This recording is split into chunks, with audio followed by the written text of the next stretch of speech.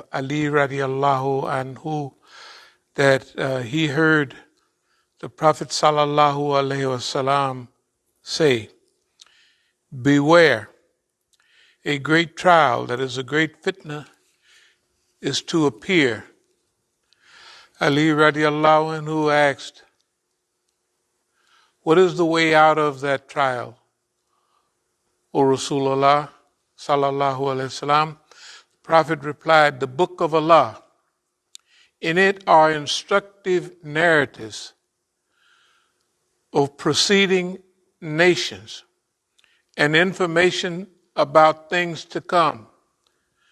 That is, the Quran informs of the future consequences and outcome of deeds, the amal, the deeds that we do.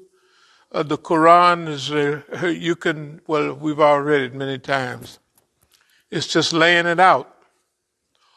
Why? Because this comes from Allah, and Allah made the human being, and the human being he'll act within the realm of his expectations.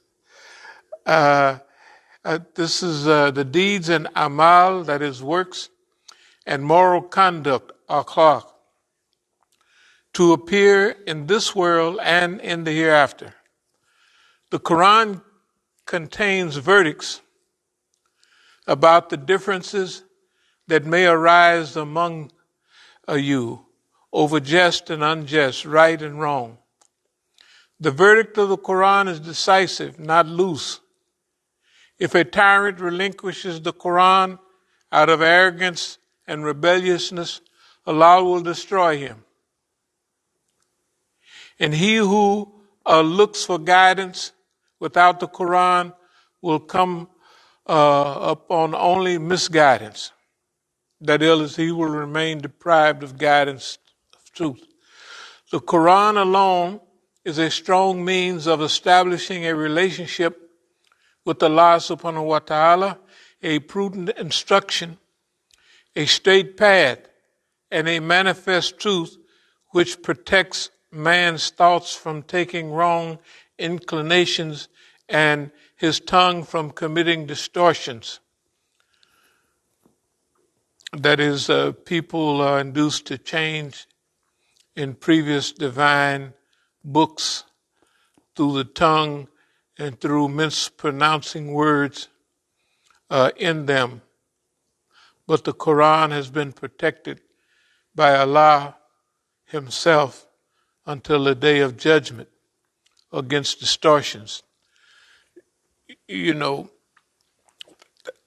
when sometime the Jews would visit the Prophet, peace be upon him, and they say, Asamatu, something like means death to you instead of peace to you. And Aisha said, did you hear what they... She would be mad. I said, don't, take it easy. Don't worry about a thing. We got it covered.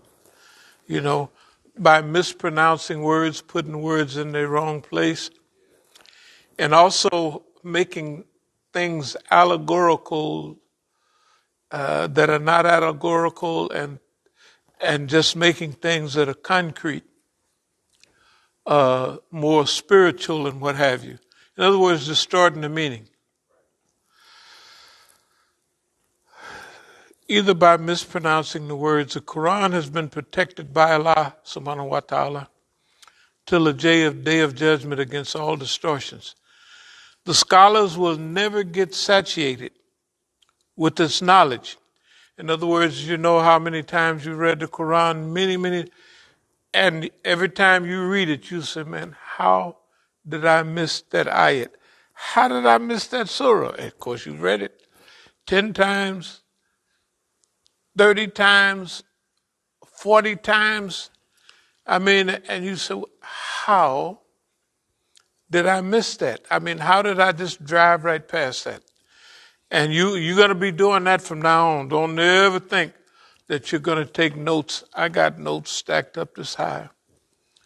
Sometime my Quranic reading would be about 4 hours, because I would be reading the Quran, taking notes, and reading more tafsir, several tafsir.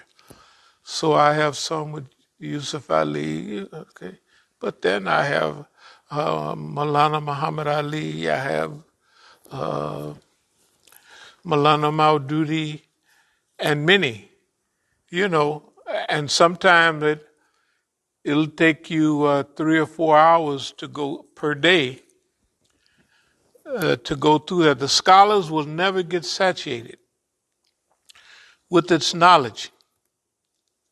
The work of pondering upon the Quran and investigating truth and knowledge in it shall continue forever. A time shall never come for scholars to feel that they have discovered the Quran fully and that there remains nothing else to pursue further.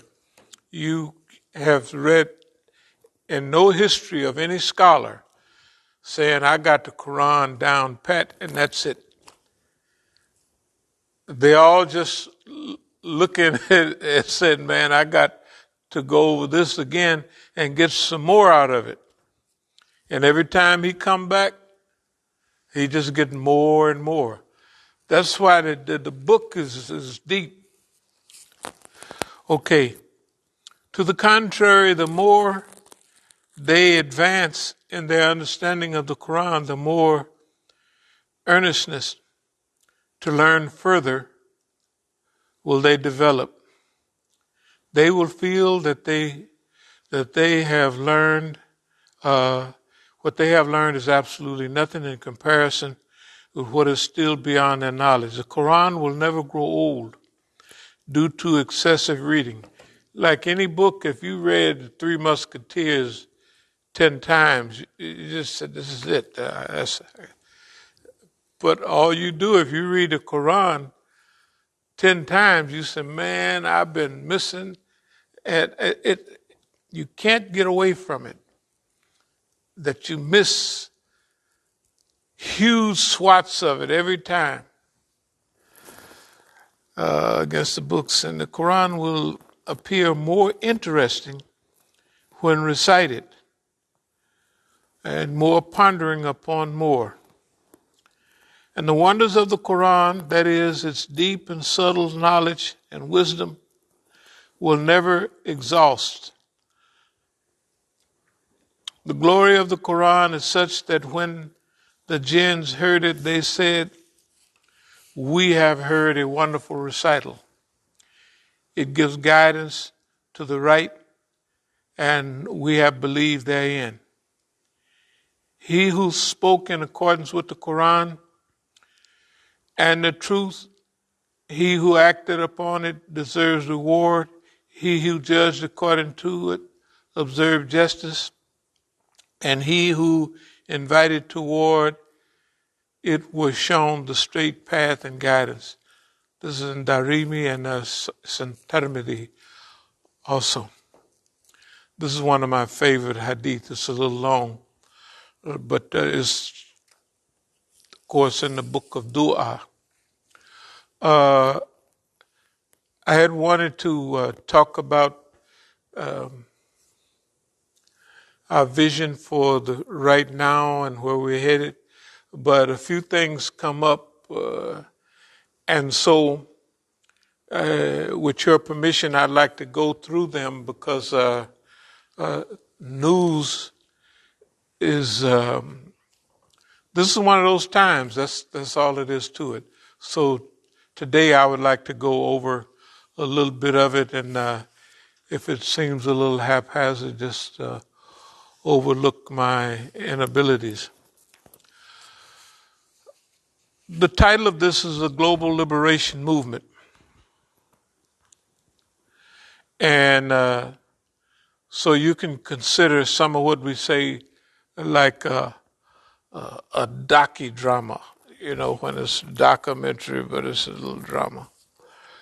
A lot of the lectures that would be like that that's coming up, they would be lightweight docudramas, and we'll probably do a few of those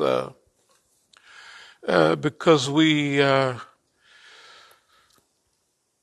This period is a very serious time, especially for the world, but for us also. So the global liberation movement.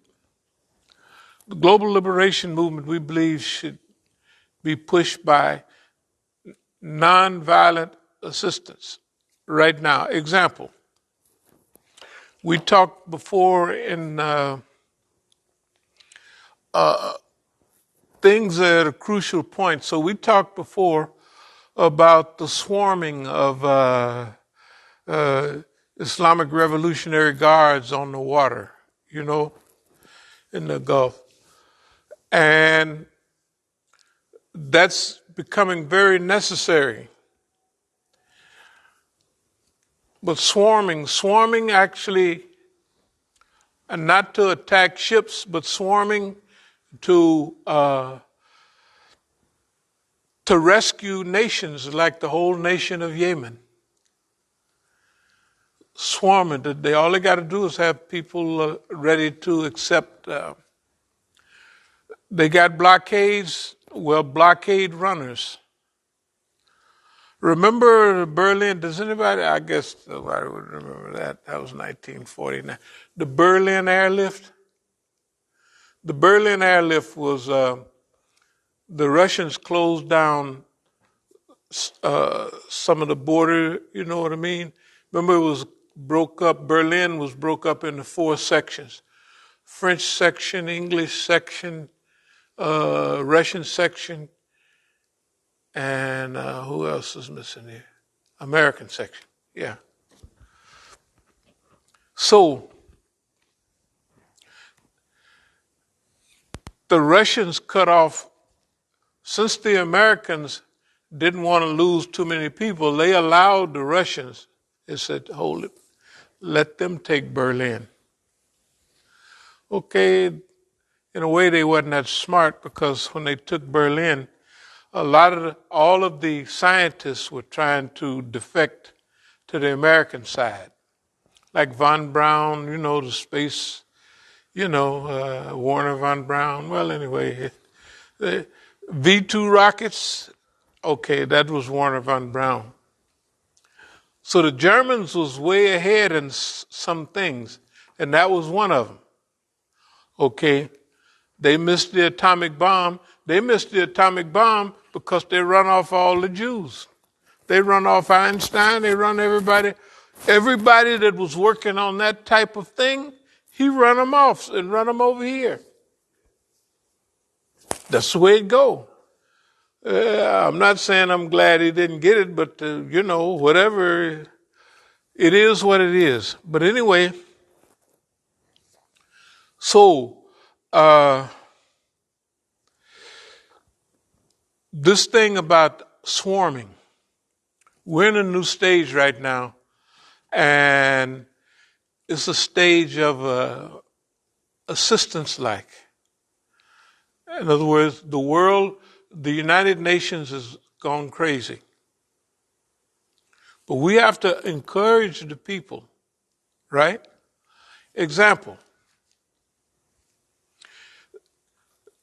they're trying to trick China into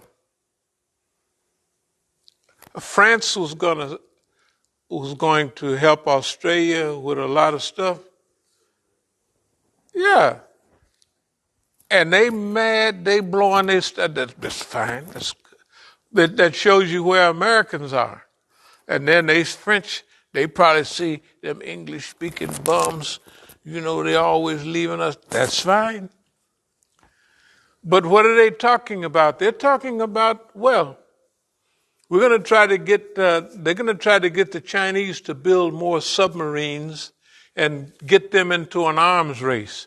You remember the arms race is what broke the Soviet Union. Because the Soviet Union used to pay cash for everything, and the U.S. could finagle.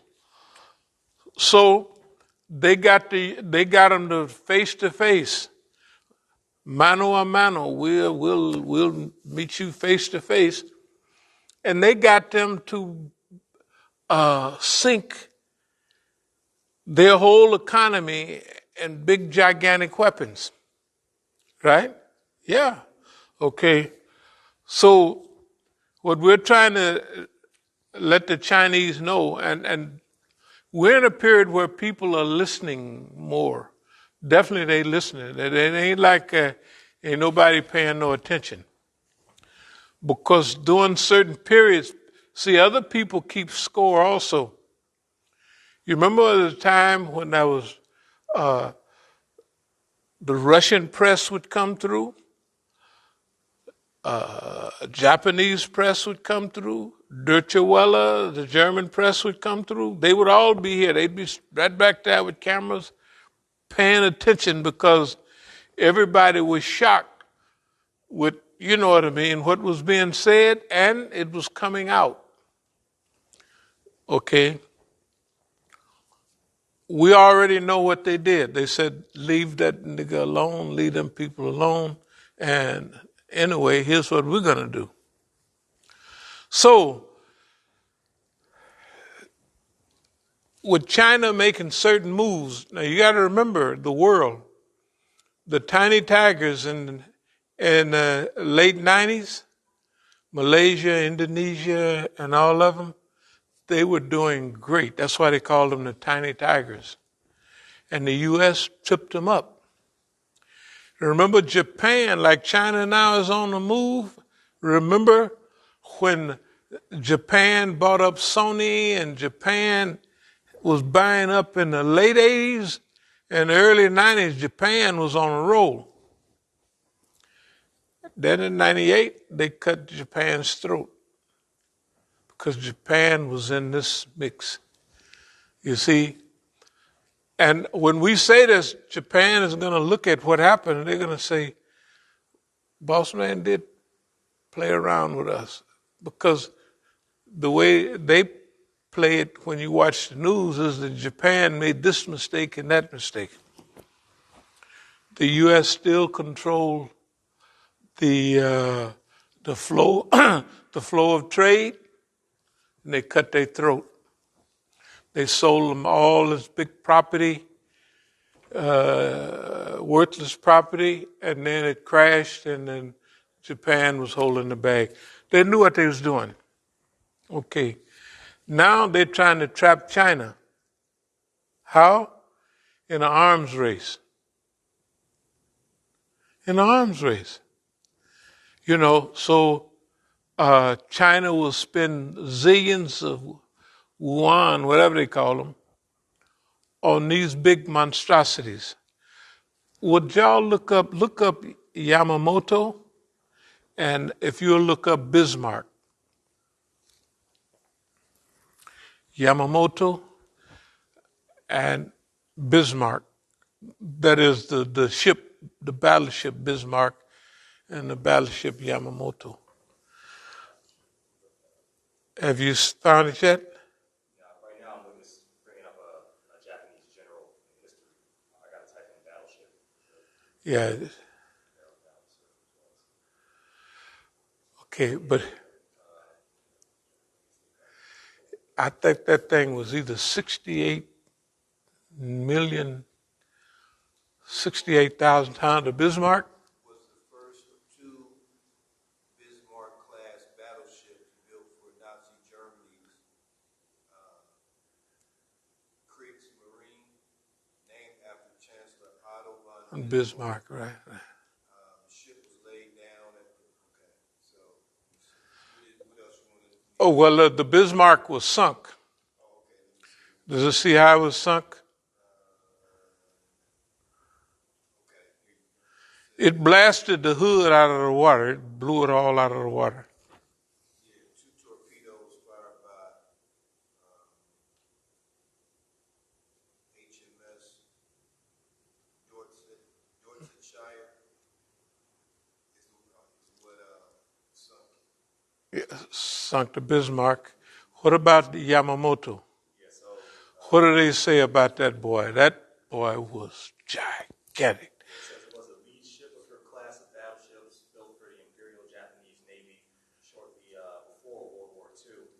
She had her sister ship, Musashi, were the heaviest and most powerfully armed battleships ever constructed, Right. displacing 72,000 72,000 at tons. full load and armed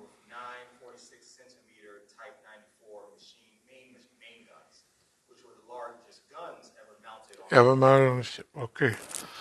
Now, both of those was bad battleships. The Bismarck was the baddest battleship the Germans had.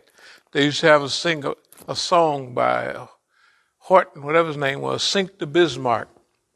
You know, from back in the 50s, you know, guns as big as steers and shells as big as trees, something like that. In other words, I'll explain it like this. What you was reading, it said pre-World War II. Okay. Now, during World War One, battleships was, good God Almighty, they was as big in World War One, almost as big as World War II. And they had guns. I mean, they were like if you were a country that had shore batteries and all that, them battleships would just float up there and blast you out of the. They could destroy all your armaments. This is before air power. Battleships came from back the old days. And by the early 1900s, the dreadnought class of maybe you could look up dreadnought class. These battleships was, hey man, 16-inch guns. They can go, I don't know how many miles. The Bismarck, when it sunk the Hood, the British battleship, it started, the song said it started firing 20 miles away. As far away as they could see them, that's how bad the Germans was. They picked it up, and that's it. They blew it out of the water. Okay, both of those ships, the Yamamoto was the pride of the Japanese Navy. They built it in secret. And when it was sunk off Okinawa in 1945. What sunk it? Torpedo planes. $50 to sink $1 zillion ship. I mean, that's what the gas and whatever it takes to fly up. You know, remember torpedo bombers just come out. And they could hit, that's the same thing technically that sunk the Bismarck too. No matter what else they say, it was torpedo planes. Okay, small stuff that's big. Remember we were spending some time on PT boats, torpedo patrol boats? Yeah, it was bad. Just, that was a speedboat with torpedoes on it. No armor. Well, they had a 50 caliber machine gun. That don't do nothing against all the battle armor of the, but they could run them torpedoes right down the line, and they could drop the biggest ship out in the ocean. Okay.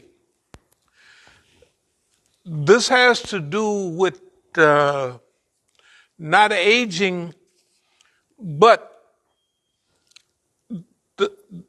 the big battle, both of those battleships was started before World War II. Well, if it was, the Bismarck might have been started a little late. But they became out of date and unusable right away. Soon as they come in with air power, you know, aircraft carriers, you could take airplanes all over. There's no more need to bomb the shoreline with a battleship. And remember, those things was, I mean, they was so bad that they just, hey, you know, it was bad, a battleship. Okay. As we move into where we're moving into, we have to study the history of warfare and everything so that we understand what to use at a certain time. Right now, they're trying to get China to go backwards and get those big giant ships, right? Aircraft carriers. I think China might have 1 or 2 aircraft carriers. That's plenty. You don't need all of that stuff. Plus, 1 or 2 little inventions, modern inventions, make those things obsolete. Right? Iran is number 3 or 4, maybe 5, in drones and what have you. Finished. That means they can do whatever they want with drones. Right? They're getting smarter and quicker. And don't let no Israeli drone fall in the area. They snatch that boy, reverse engineer it, American stuff, they reverse engineer it, then they improve on it. You see what I mean? The point about the Bismarck and the Yamamoto, what did it say about the Yamamoto was so big, it was At full load, it would displace 72,000 tons. 72,000 tons of iron. That's iron. And it's got, man, look at here. It's got armaments that there's nothing you can do about it. But then those torpedoes, you set them deep, bam. And for $100, you could sink $1 zillion. And I want us to remember that as we move along. Never think that boss man, the U.S., he's just like the Yamamoto. He's like the Bismarck, right? Have you noticed that he's lost every battle he's been in? He don't lose the battle, he loses the war. He's lost every war. Because people are not going to fight him like he wants. Like they said, we got all the time and you got the watches. You know what I mean? Talking about the U.S. Yeah, you got all the watches, but we got all the time. That's what the Afghanis was telling them. Okay, it's the same thing with us. I'll try to get to the point. In the global liberation movement, things accelerate so fast when they start changing that you got to move with the speed of the transition. That's why we'll get back to where we was the other day. But right now, we have to put this one forward because there's things that are happening, and day to day, we have to get the word out to the people that's listening to make sure that they don't use up any of their resources. So if China was listening, if they was, we would say, don't pay no attention to boss man and the French. He done sold out the French, and the man is crazy. No problem. That's good, but don't you let him dictate what you're going to build for yourself. Number one, you don't need it. All you need now, the lighter the weaponry, the better. Because nobody can use all that big stuff anyway. Right? All that big stuff, they dropped one daisy cutter in Afghanistan. 16,000, 20,000 ton bombs, whatever it is. You could just drop it on a parachute, and hit, right? What for, right? Okay. Our position is when we talk about keep score, you got to keep score so you know where you are and what you're doing, and you know. Anyway, global liberation movement. Therefore, on certain things, number one,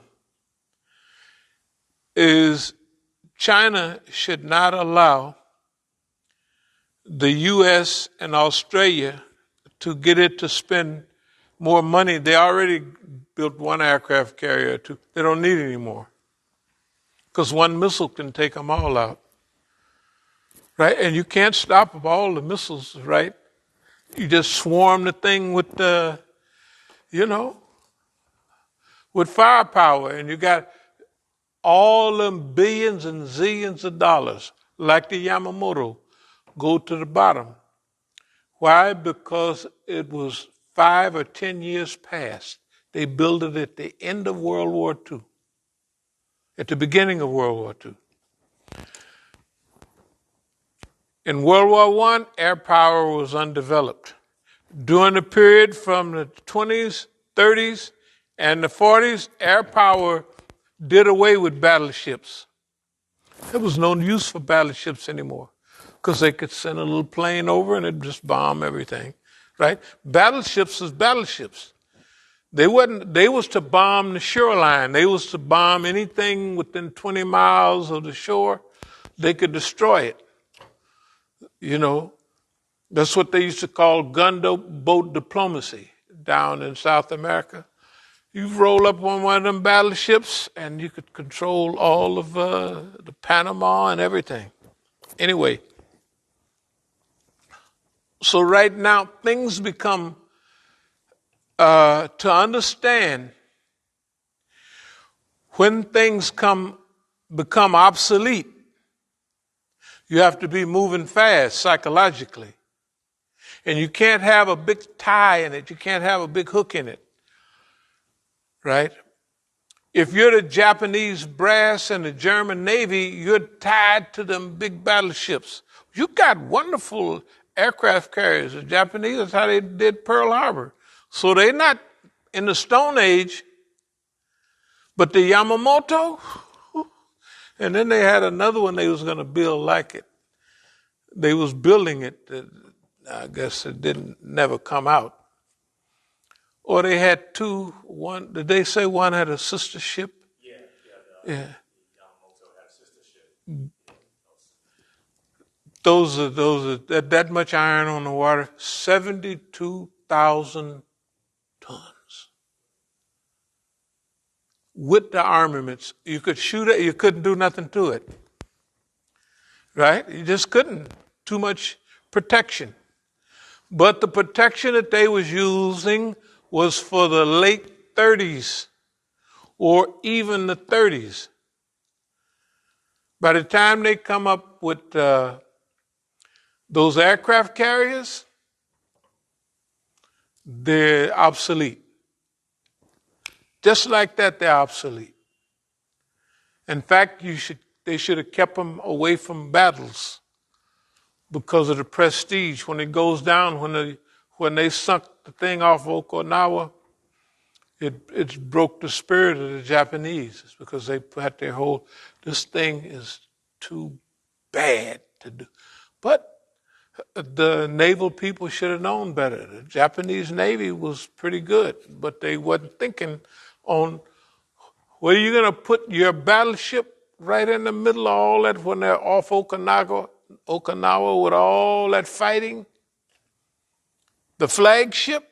No, you used to have it hid in a cove somewhere and bring it out for a parade, a sea parade, right? And then get it on out of the way, right? Because they got all of them, one torpedo, well, it'd take more, but a couple of torpedoes, they got the planes, to take care of that. The Japanese was a little slow. That's why they lost the Battle of Midway. Not on purpose, but instead of loading torpedoes on their plane, they used bombs because they was going to bomb the island of Midway. But they knew where the aircraft carriers was. They should have used torpedoes and sunk all the aircraft carriers. Forget about bombing Midway. It ain't going nowhere, right? But anyway, no problem. We're saying we study in order to see how we fit and where we fit. because those things recur over and over again in history. Obsolescence happens, and it happens now overnight. So modern warfare should be light, mainly light, almost stuff you can carry to bring down the biggest stuff they got. Why waste all your money on fixed places, right? That's why Iran is hey, they done hooked up missile technology, right? And drone technology. And speedboats on the water, right? They're not big ships. They're not big ships. So they can knock out all that big stuff with little or nothing, right? Those big oil tankers in the 80s, Iran used to go up next to them with rifle grenades, and shoot at the big ships and mess them up. This is with the motorboats. And it was ruining everybody, and now they're a little far ahead of that. Okay, let me get back to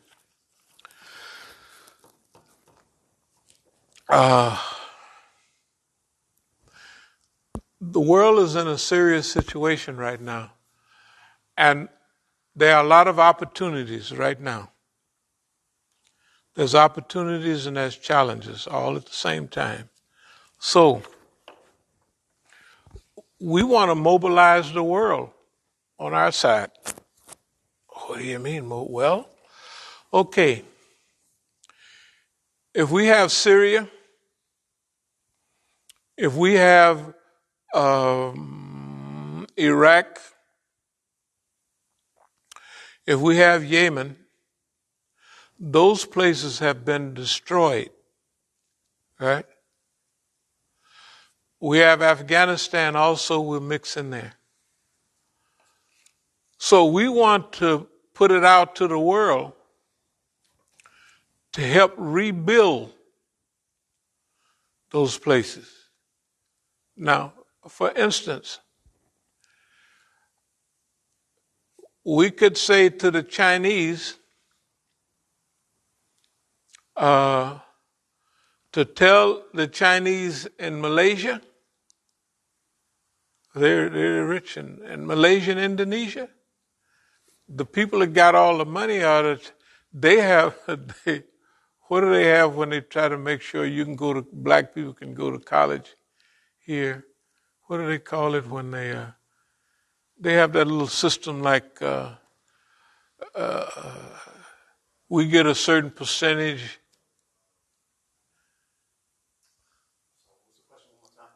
No, for instance, about colleges and what have you. They want to make sure that we get our part here in America. Colleges or anything else that I got it on the tip of my tongue. Okay, yeah, it's right on something that anyway. Affirmative action, yeah, affirmative action. They have affirmative action in Malaysia for Malays. Who controls the economy of Malaysia? Mostly Chinese. Here's what we're saying. The Chinamans tell the Chinese, okay, there's Chinese up and down here that own like mainland, the Chinese thing right there. I used to buy all my stuff, film movies so I'd just hang around. And the Chinese right up there. So they say, okay, you know about, what's the name in Malaysia? Anwar Ibrahim. The people right up there, the Chinese, they was from Malaysia and they came here from Malaysia.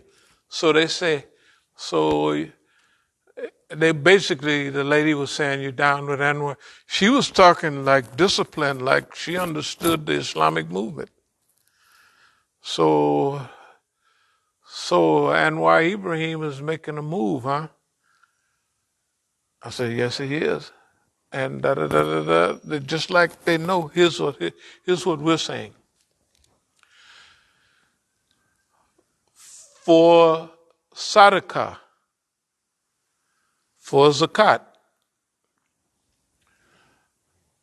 the Chinese in Malaysia and Indonesia, they run the economy. Like Zionists run this economy. They run it. Yeah, because remember, they just migrate from everywhere. They got a zillion people. So they have to hide their wealth. They got a thing like they won't buy no real big pretty cars. They got the money. They keep their money not hid. Here's we're gonna give them a chance. Here's what you do. Y'all know about sadaqah and zakat. You give through whatever means, the Chinese in China tell their Chinese there, you give Yemen so many zillion dollars. Call it sadaqah, whatever you want to call it. They don't even do no sadaqah, but they tell them do it anyway. Okay. And then China sends as many of its people in Africa as it can back. Because everybody got to pay attention to what they're doing. The Chinese themselves, after the Opium War, 1839 and all that, they had a century of humiliation. And the news will always tell you that, or the Chinaman will tell you that's what they have been bucking all this time. And you would hear it a lot when they just had the 100th year anniversary of the Communist Party. The century of humiliation. The people they just all sat down and said, we'll take this part. Can you imagine? I mean, that China been there for 4,000 years. But technically, China never invaded anyone out of all those thousands of years. They never invaded. They might cause a little trouble here to ask you for money, you know what I mean, to support them, or else, that type of thing. But they never invaded. In fact, the Great Wall of China was for what? To keep people over there. You stay over there. We don't want y'all running around here breathing up all our oxygen and messing with Confucius and barbarian, you old backwards folks, not they was arrogant. But anyway, here's what I'm talking about. This is a psychological battlefield also, and there's a combination. Here's the combination. Number one, the Americans and the West got a plan to destroy China like they brought Japan down like they did. Okay, that don't mean that this time don't look like they're going to win, but no sense taking chances. Right? So you can see what China just did with Australia what America did with Australia and cut the French out. You don't have to worry about them making good decisions. This is not their time. This is not World War II. Remember, in World War II, the British and the Americans, it was their time to come up. And they came up. Now it's their time to go, and they're going. And they're going to make sure that they go. They got that on their calendar. Make sure that we F up as much as we can, as fast as we can. But if we can take anybody else down with us, bring them on, right? That's the point is. This is a global war. See, so that we don't think about just our masjid or just that's not the way it is right now. This is a global situation. And guess what? It don't make no difference whether people like it or not, know it or not. We play a big part in this global thing. Our track record is better than anybody's. Iran has done a good job, but their track record, their perception is not as good as ours.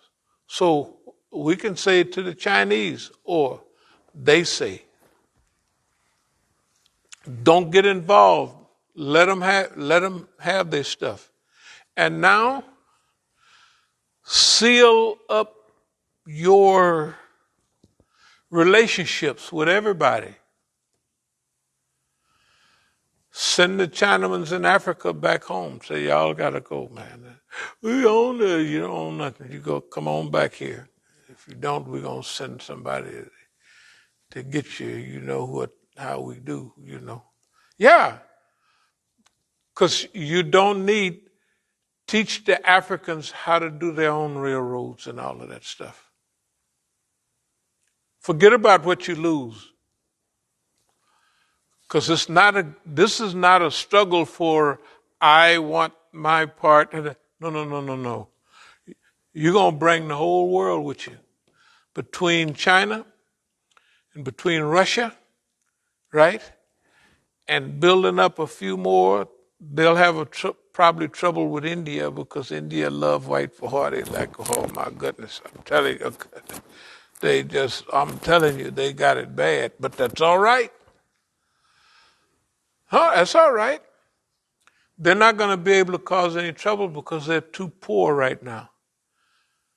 20, 30 years, they come on the screen, you know. But right now,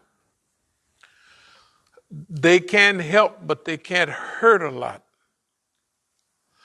And you don't have to worry too much about like India because America is on a roll chopping everybody's throat without even thinking. France is a better ally than Australia is. World War II, they was there together. France, they was in France, not in Australia. But because Australia is over there next in that region, right? All of a sudden, they get up yesterday and say, here's what we're going to do. They ain't thought about nothing. Beautiful. Can you see how crazy they are? You don't have to do nothing to them.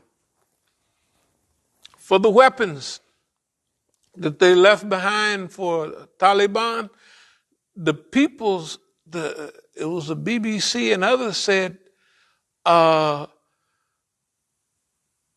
they just bought those weapons, the U.S., and rushed them over there to leave them. Why? They're going to leave them there to fight Iran. It's not the first time Taliban housed Taliban. They had 2 million people in Pakistan and 3 million refugees in Iran from Afghanistan. And Talib is a student. Where can students get aeroplanes? Where can students get all them new weapons they had in the 90s? Where do they get them from? Where they get them from, right? And here they come. They got them because they were anti-Shia, they're mean, and they're going to give Islam a bad name, which they did, right? Whatever they doing, we don't want none of that.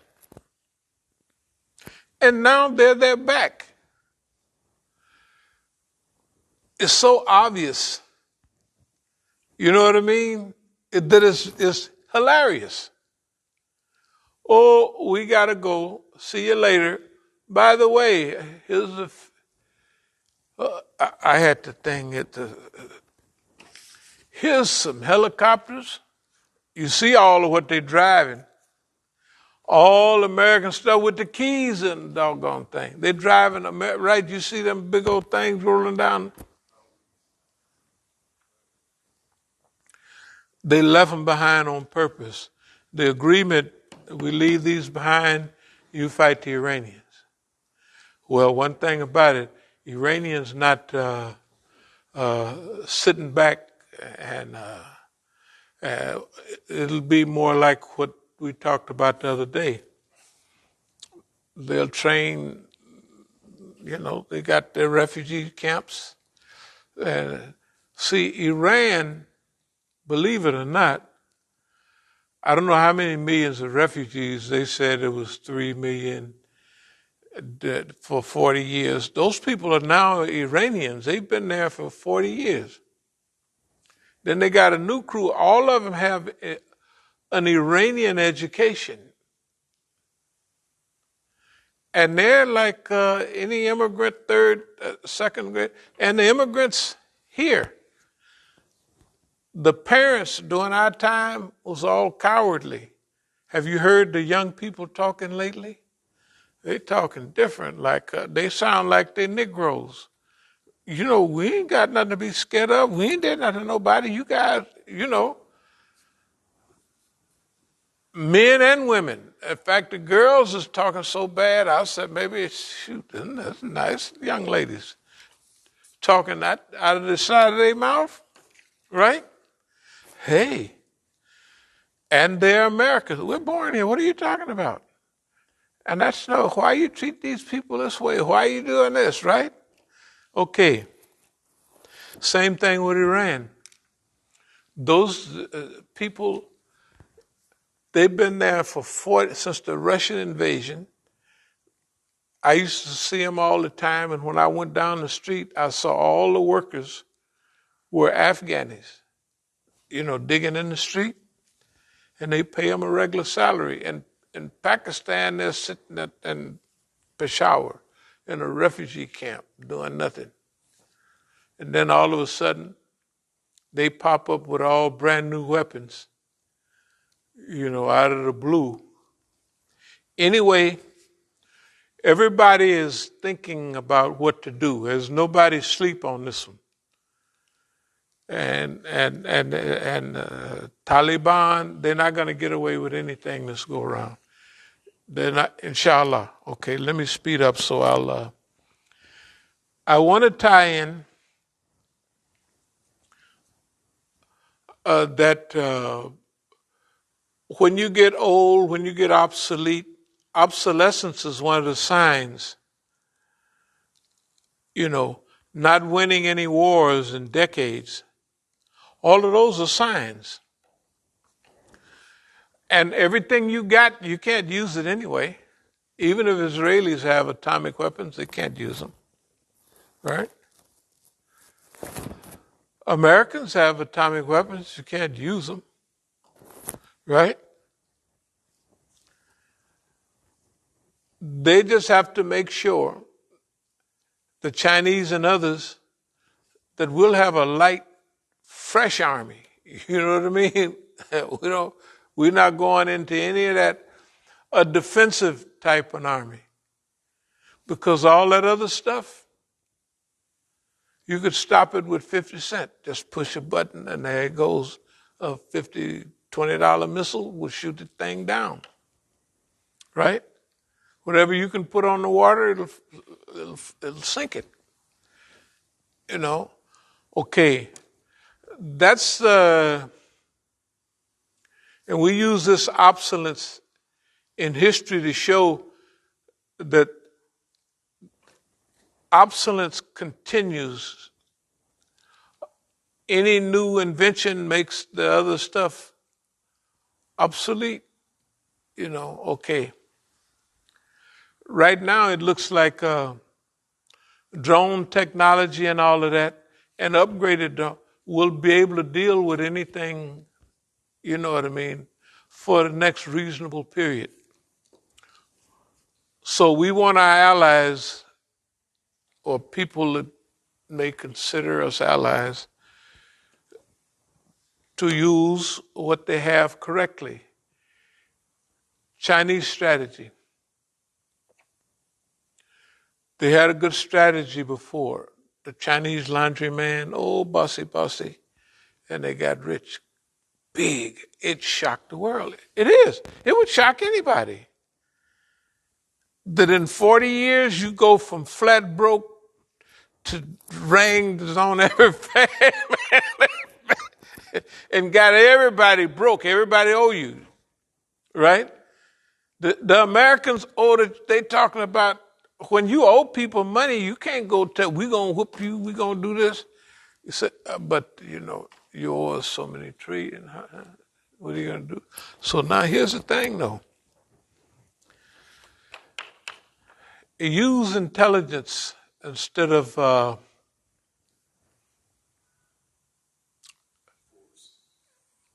force, right? But use intelligence over like when you get whooped real bad by Europeans, you got to do. Yeah, we're gonna show you.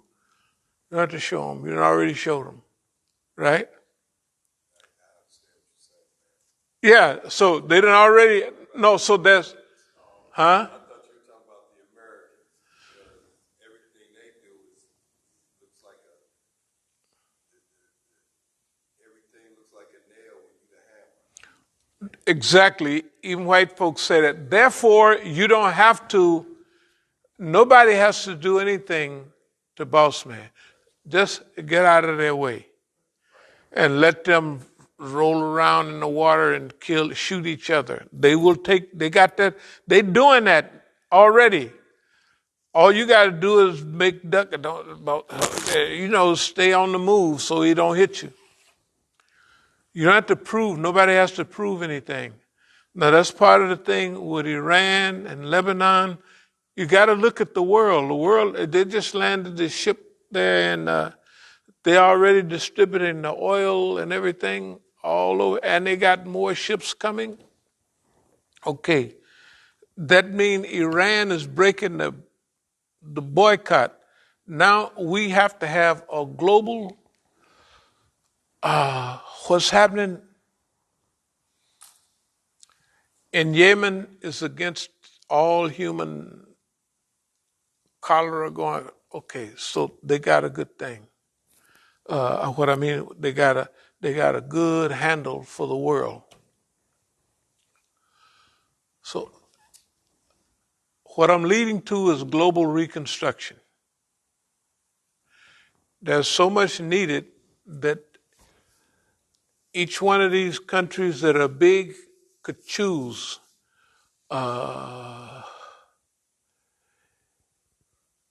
If Germany or some European countries are good in road building, they should take the road building for Afghanistan.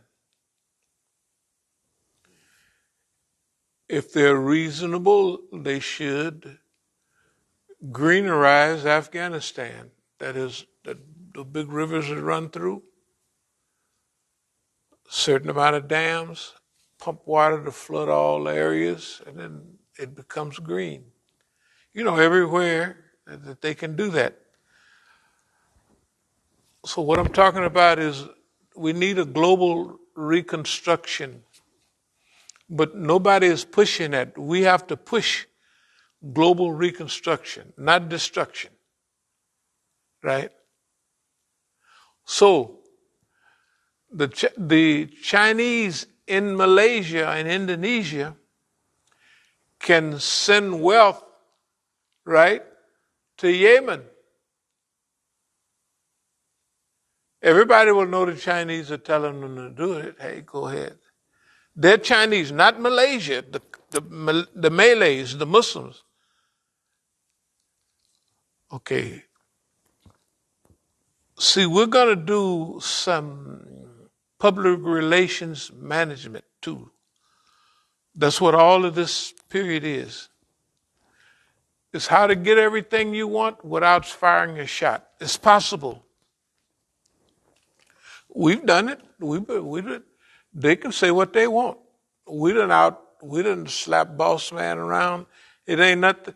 Whatever they did, we get hit up the head a couple of times. That ain't nothing compared to what we've done, right? Compared to the longevity.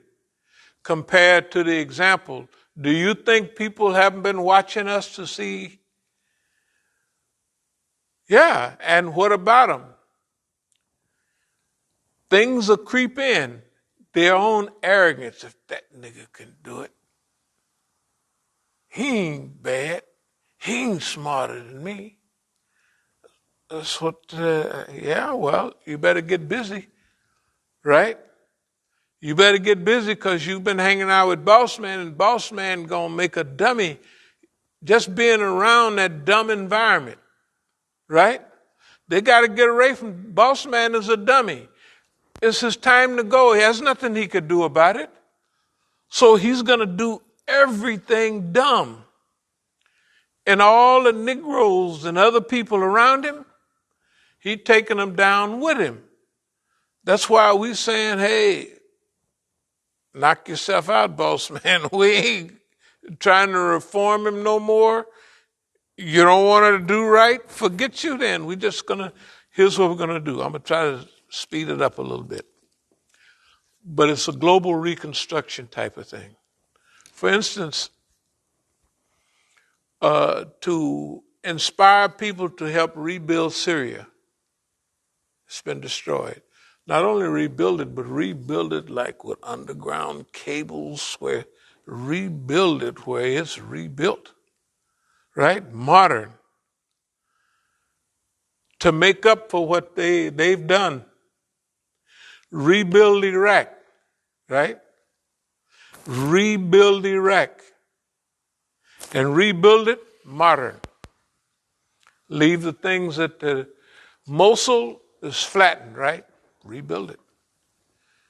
Including that big, beautiful masjid. There's hundreds and thousands, very old. Rebuild it. Put all that blue tile and everything, but all the infrastructure would be brand spanking new. Make a 21st or 22nd century masjid, right? Why not? Everything built would be built not to look like it did before, but to have a whole new structure that's climate friendly and all of that. And see, we have to be climate friendly ourselves, because as we move into this new thing, the old ones that's behind and out of date, they won't be able to go. That means the Americans.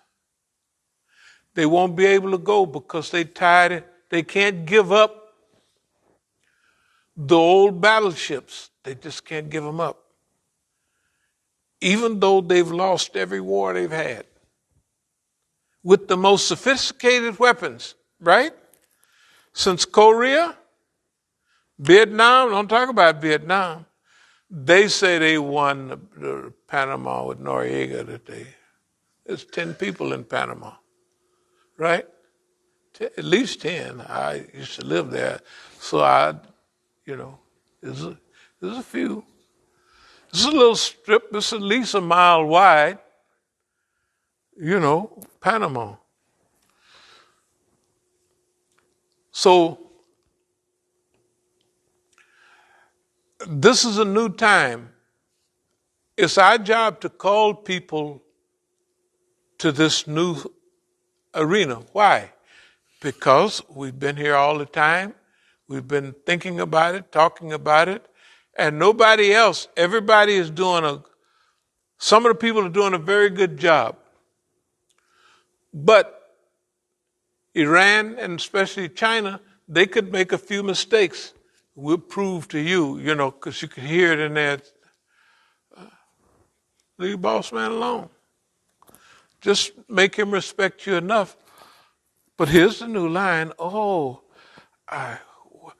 We tried to help him, and everything that happened, they speak in Chinese, of course. Why, they're the ones that came to us and wanted to bring all their industry. They brought their industry to us. We didn't come over here and ask for the industry. We did say, well, whatever you bring, you have to bring the ability the knowledge of how to do it. So, other than that, you can keep it at home.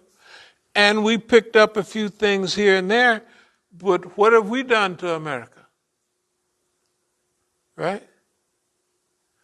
What have we done? Are we worse now than during Nixon's time? And he came over here and invited us to the table. We came. And we've given all we could to make this a better world. What is the problem? Put the problem on them, right? Make everybody ask, yeah, what's wrong with China, boss man? What did they do? Well, it made old crazy man, old orange-haired man. They got the kung flu. Well, what?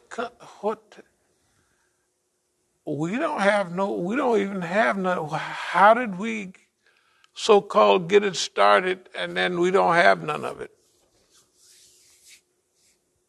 How did that happen, right? If we started it, right?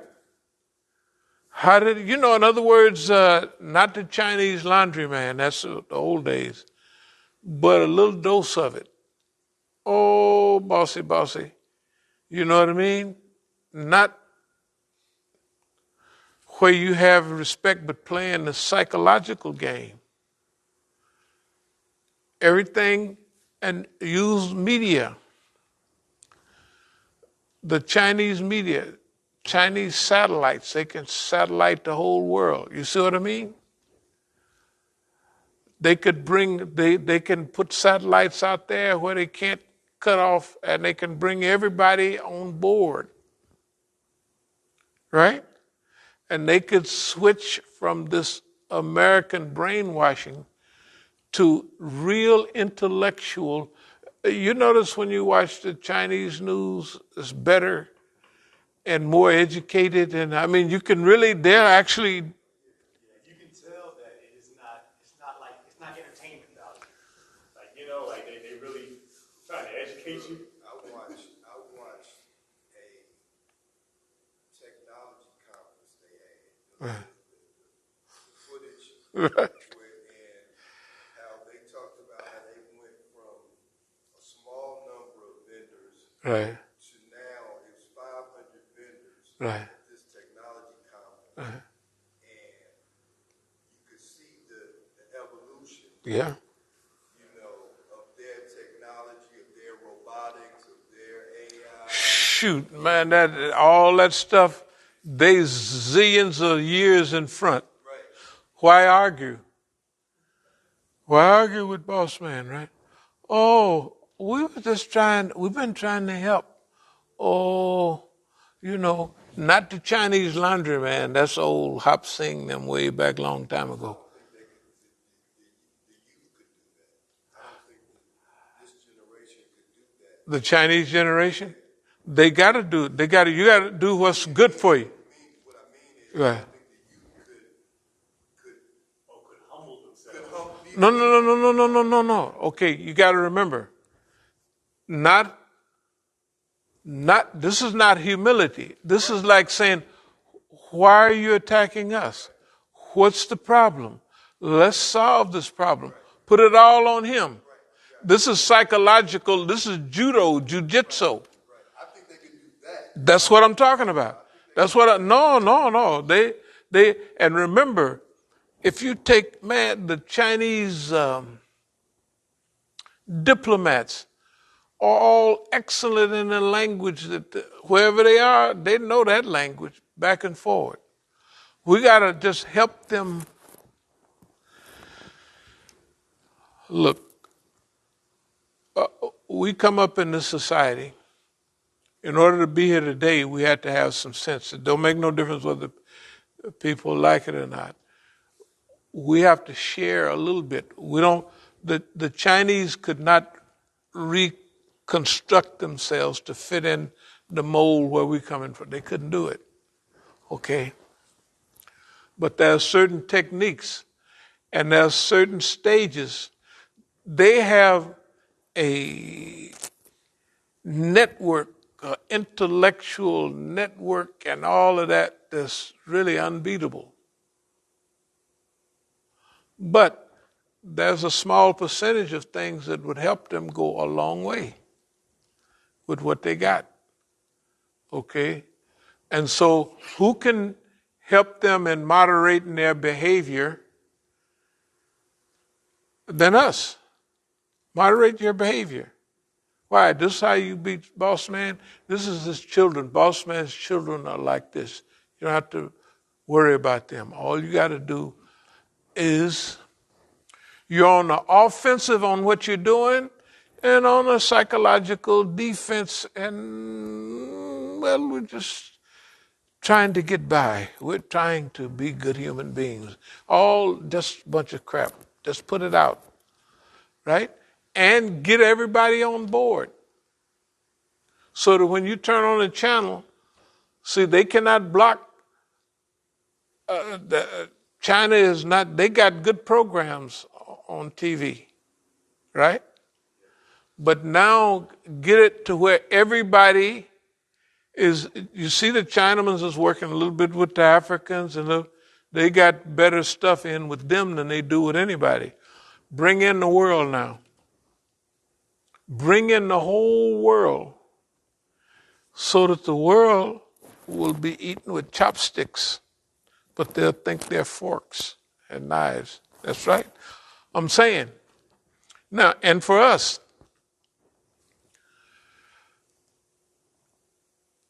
this is our time. When I say our time, let boss man run around and do it. Nobody don't care about him. I'm telling you, boss man is now a joke. He's a joke. Ain't nothing. There's no way he can regain. It just ain't gonna work. He's gone. Okay. But he's like what Chairman Mao said. He's a paper tiger, but at the same time, he's a real tiger. But now, when Chairman Mao said it, that he had more real tiger stuff in him than he do now. He's moving toward real paper tigerism. But he can slaughter millions of people. He can back Saudi Arabia and they'll kill thousands, okay? So we want to do global management where we minimize the people that die and minimize the starvation and all the trauma. Can you imagine with all the technology we have? We have a traumatic world. It's trauma. I mean, not for me and you, but it's trauma. I mean, the people right down the street in Mexico and South America, they being traumatized. Not a small percentage, but the people are being traumatized. Africa, traumatized, right? By the people here. Okay. I believe that's the part we've been destined to play all along, and that I know we're going to shoot for it. Okay, let me try to speed up.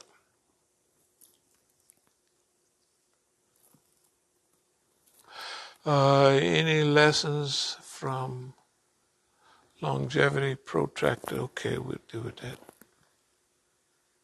Berlin blockade, we didn't talk about that.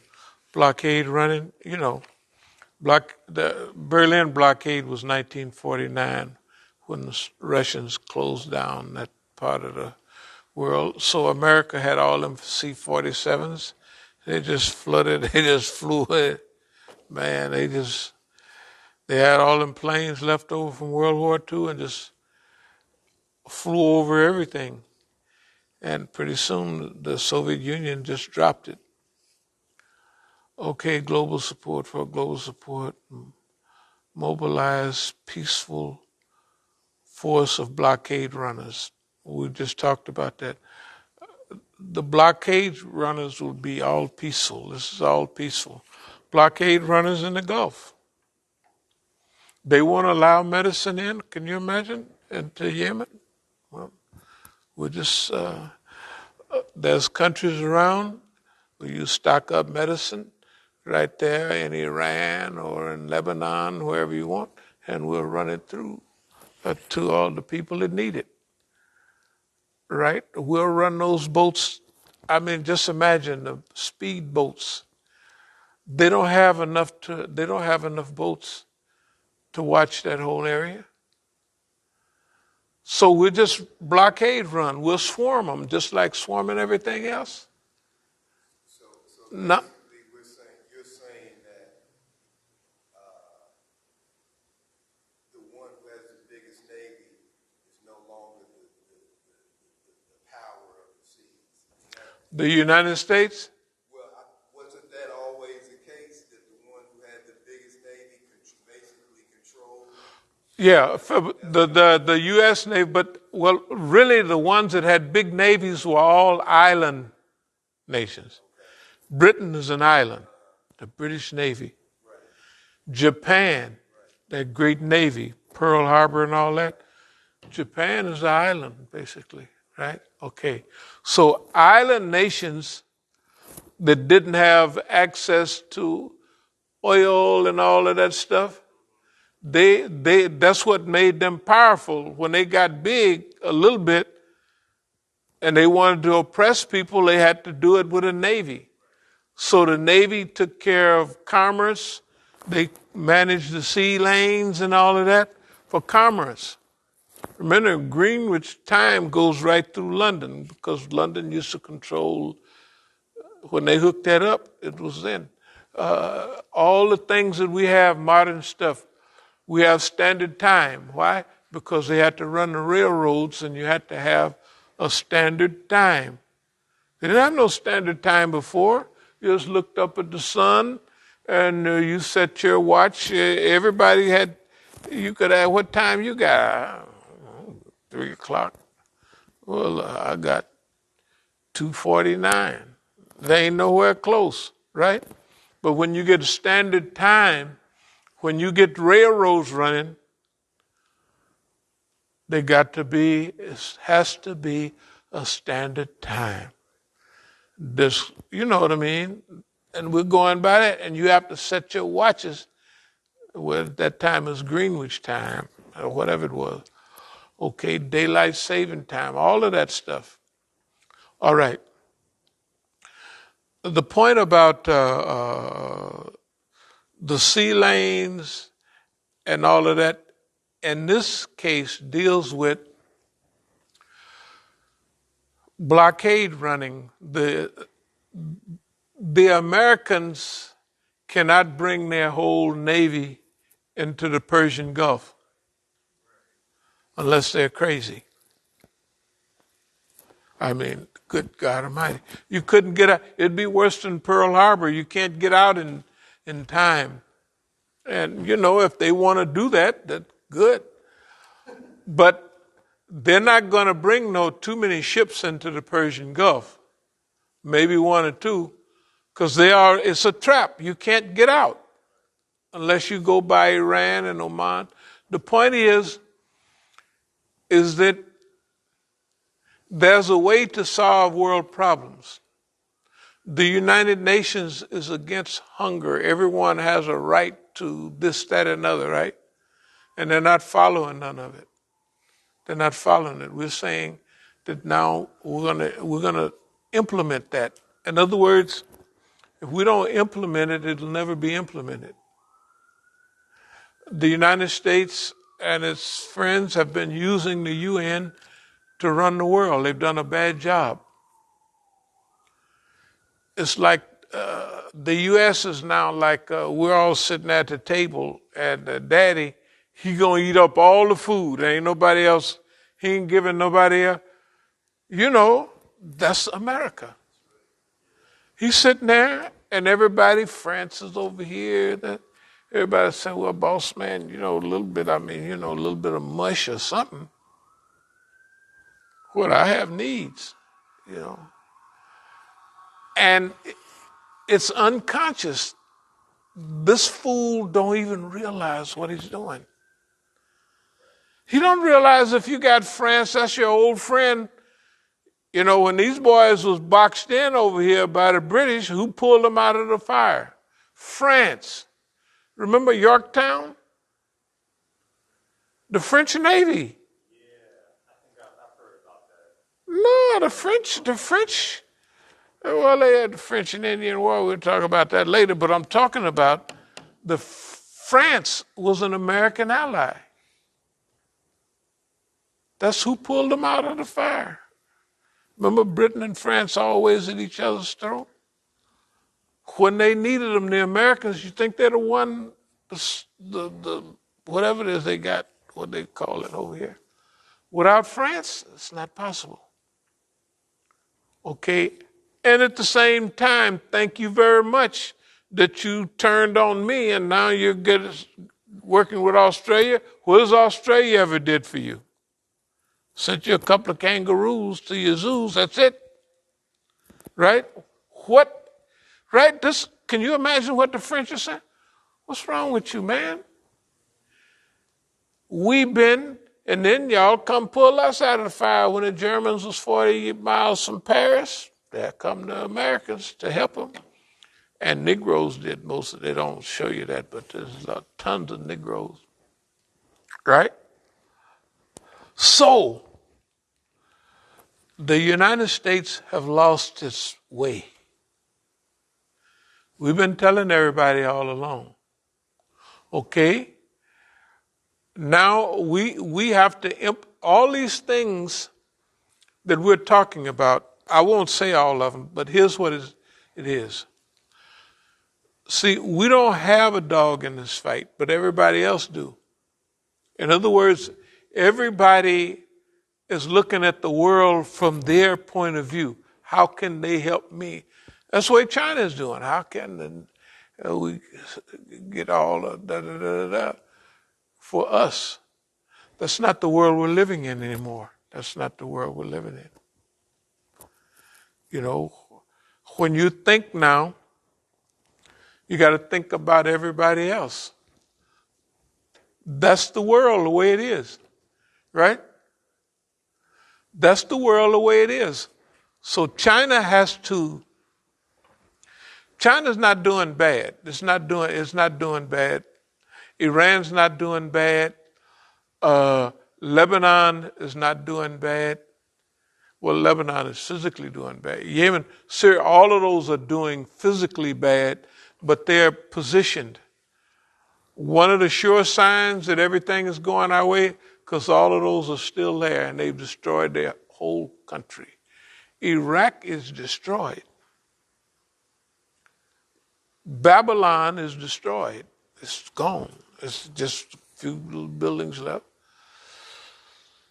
Syria is destroyed. Yemen is destroyed. Right? All of those countries are destroyed. When they talked about the New Deal, we need a New Deal. A New Deal is that this thing is not working. And everybody knows that, right? So all we got to do is ease it out and ease it out. And the world is headed our way. And the world is tired of the U.S. Because it's our way or the highway with everybody. I don't care whether you're Latin American down there at Venezuela. I don't care who you are. It's our way or the highway. And then fixing the world, we don't have a whole lot of time right now. This stuff, we have to start on this, well, not been started, but we're into this right now. That's why we changed the lecture for a little bit, because this is something that, this is strategic psychological warfare, and we're going to add a little Negro flavor, because we know how to deal with boss man better than anybody in the world. That's the way it is. It's not. And the Negro part, the Chinese cannot contort themselves to pull it off. Iranians is good, they call them world's best rug salesmen. They slick. They've been bartering for 1,000,000 years. No, hey, you get around them a little bit. The Negroes thought that they would get the Iranians like Saudi Arabia, and they get on that and get all that money. You look around here, the best thing they got is this thing out there, and that's it. I mean, I've been with them. I know you ain't getting up. Boy, look at here. If you're doing it because you think you're going to get something, they don't even do it with each other. When they do stuff with each other, they got a big string on it. You know what I mean? No. And they know how to bargain. They barter. Anybody think that they're going to out-barter them? They won't, or it's a temporary thing. Whatever it is, they know what they're doing. The point is, everything is revolving. Okay, here we are at a certain time. It wasn't time before. Different teams are there, different teams this, different teams that. But the world is, it keeps turning. And guess what? There's a window of opportunity. We may have a good 8 years or more to do what we got to do. 8 years before was no time at all. I mean, was a long time. 8 years now, that's a long time. Like when we go forward 8 years from now, it's not like going back. This time right now, stuff is changing and evolving daily. So we have to have our vision and our focus. We have to be planted in the world around us so that we do the things that we need to do, but we are aware of the direction that things are going. And when it turns around on us, we'll be right there waiting for it to happen. Liberate the globe from U.S. domination. League of Nations Global Liberation Movement. Remember the League of Nations? They had that back in the Treaty of Versailles, 1919. It didn't work. Hitler and them come to power. The Japanese come to power. They don't say nothing. Okay. What about the UN? It's the League of Nations, right? It's worse than the League of Nations, right? It's worse than the League of Nations. And it never has been beneficial for the world's people. The U.S. control it. Now, it's not that he got a dethroning coming, but it's the cycle. It's the transition. Let me see. We talked about swarming but swarming for good. That means that whole area has to be liberated. The people have to be fed, and we have to help coordinate it because people are still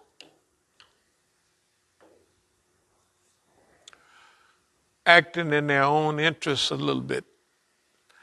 But the global stuff is getting so treacherous that people can understand that there's a bigger thing than just us. Look at the people of Yemen. Look at Lebanon, And the people of Iran are not arguing, saying, we're not going to send our oil to Lebanon.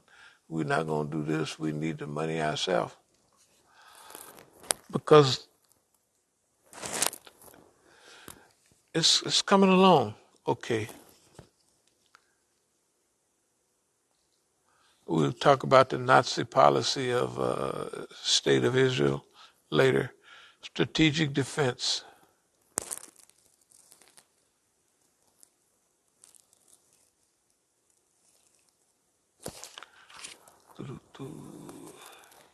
Docudramas.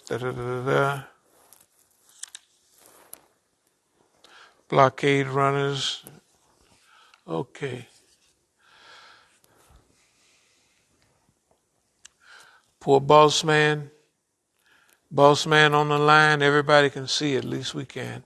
Strategic psychological warfare, Negro style. That's our gift to the world. We're going to teach the world 20% Negro style. They wouldn't understand the whole thing. But there's a little piece that we can give everybody and not give everybody the same piece. But we're here with Boss Man. When the global communication network hooks up, we will be feeding everybody, monitoring everybody. That was great what you just said that other day, but you never know about old Sam, right? From right here. We already know why we was liberated from Oakland. We were liberated from everything so we could do this. They didn't know that, but we've been smelling it for a long time. That's why we're in no hurry to do all that old dumb stuff. This is more important. And we'll get all that stuff back, but this is more important. When we get that stuff back, it'll be as a benefit, right? It'll be as a benefit. Okay. Self-destruction, demoralization, The way we'll deliver the message will be upgraded too. We have here all propaganda should be true. In other words, it should be propaganda like advertisement. It should be true, not like boss man's, So all of the stuff we're going to talk about and do, it'll be true. We don't need to lie about nothing. Change your mind, change your life. Shape our message, hamstring Sam. I think that'll be about enough for today. I beg your pardon for not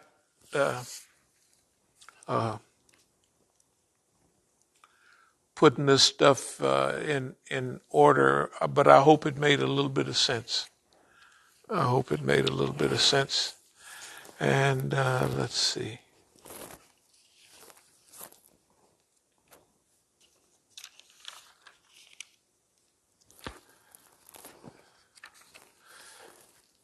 Okay.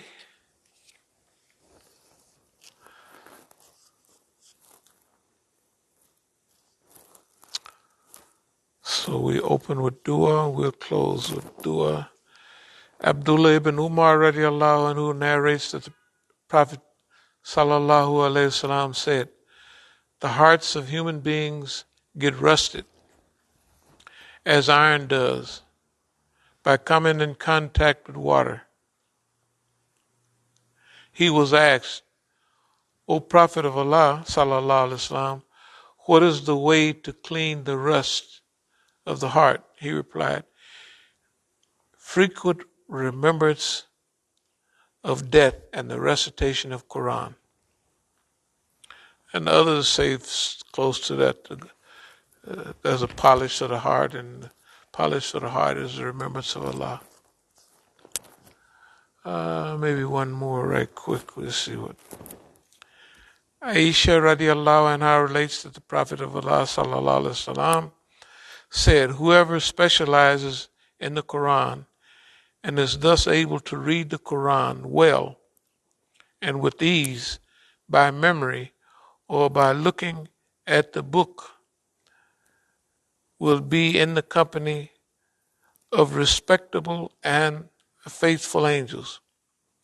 But the person who stumbles over words in reciting the Quran due to the fact that he has not memorized the Quran well or is unable to read it with ease and facility will be given two rewards, one for the recitation and the other for the inconvenient labor.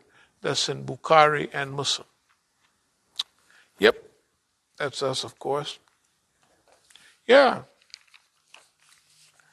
I remember, and I'll close with this, the Arabs would always, the, no, the. Okay, wala darling, not wala darling, wala darling. And they would be thinking, what's wrong with you niggas? Why you can't say that? Right? He's stupid. He just don't know. Everybody got things, pronunciation things, right?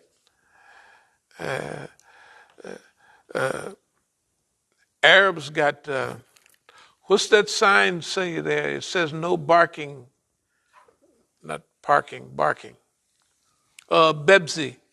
You have a Bebsy? I need a Bebsy. Yeah. And I'm sitting there, no barking. And I go out and look, I said, it says no parking inside. That means the people that don't live in the apartment have to bark outside. So there's no barking inside. I said, no, there's no barking. I said, if you want to bark, roof, roof, roof, you can bark all you want, but you can't park, you know. And so people have to realize that everybody have certain things that they, and the Quran, can you imagine this stuff right here? This might well be Chinese, right? And we done learn how to do it a little bit. That's great. And if you don't do it for 2 weeks, you forget everything. You got to start almost right. You got to almost start all over. Like, since I'm doing this now, doers and everything. Okay, I'm up to date. Or getting back, you know, the rhythm. But if you turn your head for a week, what is it? You know, right? Or two, because it's not our language, you know what I mean? It's like, anyway. So Allah said, hey, you're going to get 2 blessings for that. The other guy to do it with ease, he ain't getting but 1 blessing. Are there any questions or comments about anything that was said? Did sent a message via Facebook Messenger, and I guess it was kind of like a reference to some of the things that you do. It basically, it starts off saying, a letter from a man in Birmingham to his friend in London. He said, it's a quote, I was fed up with being burglarized and robbed every other day in my neighborhood. The alarm system was no use, so I tore it out and deregistered it, and deregistered myself from the ineffective local neighborhood watch. Instead, I've planted a Taliban flag in each corner of my front garden. Now the city police, National Security Bureau, Scotland Yard, MI5, MI6, the CIA, and every other intelligence service in Europe all keeping watch on my house 24/7. 24/7. That's true. That's true. I follow to and from work every day, and my wife too when she goes out shopping. So no one bothers us at all. I've never felt safer, all thanks to the Taliban. Amen. So, I guess he sent that because that's, a tactic that you brought out, that Yeah. the safest place to be is front and center in front of boss man. Hey, man, if anybody want to do something to me, they got to get permission. No, they do. They do. If I go out of here, right here, at 1:45 a.m., somebody will stroll by every time or come out of the bushes. You know what I mean? All the time. If I run up in the woods just to play with them,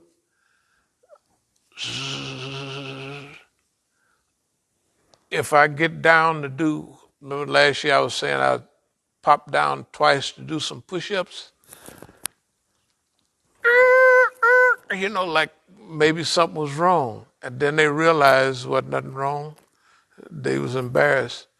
I was running up the hill, a white detective, man and woman, and going up in the summer. So I'm doing like this. This is about 10, 12 years. Anybody would do that if they just run up the hill a little bit and just getting back in shape. Are you all right? I said, I'm fine. They the police. So anyway, they have to watch. There's nothing they can do. They have to listen. There's an important thing about that. And remember, we're going to have a lot of support from them same people. They're going to say the guy is whatever he is, you know. I mean, I didn't heard so much of it. You could bet on it, you know. There's any more? Yeah, and another update was the brother we did the programs with from Iran that runs a big media show. He did reach out a couple days back or so, just kind of checking in on you. Like, You mean the media from Iran? yeah, from Iran. Talibzade? Yeah, that's him. Yeah. Yeah, he reached out just to check in on us. How's the Imam going? You know, because I still have his contact information when we were coordinating on WhatsApp. Yeah, he could have called me. It's no big deal. That's all right. No. Well, I just was letting you know. No, look, everybody playing. They got to get straight. If they don't, this is not the time to play. Right, yeah. Because things are treacherous, and they're not like well, they're hearing what we're saying, but they're part of a crew. Like the way they did, this is important. Like the way they did with Zarif, and the way they do with some of the past foreign ministers. The stuff they doing is selling out the country. And people see, when you're living in the environment, you're not able to just, they just cutting our throat and what have you. You're seeing children starve to death. You're hurting, you know what I mean? And they're participating in that, you know? And the thing about it, everybody knows them. I mean, the people that's dealing, they know who everybody is, you know what I mean? And one Iranian told me when I went down in Dixie, because all this peace and love stuff I've been talking, he was like, no, man, no. These guys are killers and murderers, you know what I mean?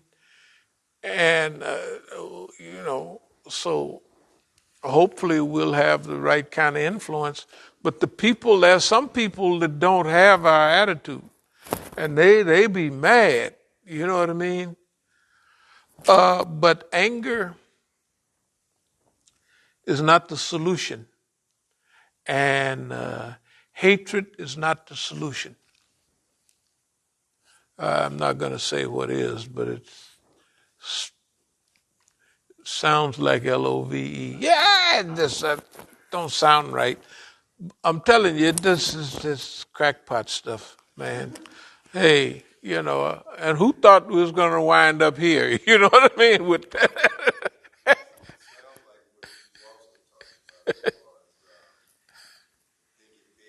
Yes, indeed. Yeah. That is. Are there any more questions? Any more comments? Okay, alhamdulillah. We can actually, it's way past. Huh? I mean, it's dark enough, you know. Yeah, it's almost midnight. Look the way it look out there. But anyway, alhamdulillah. Yeah, we could pray. When we finish, could y'all help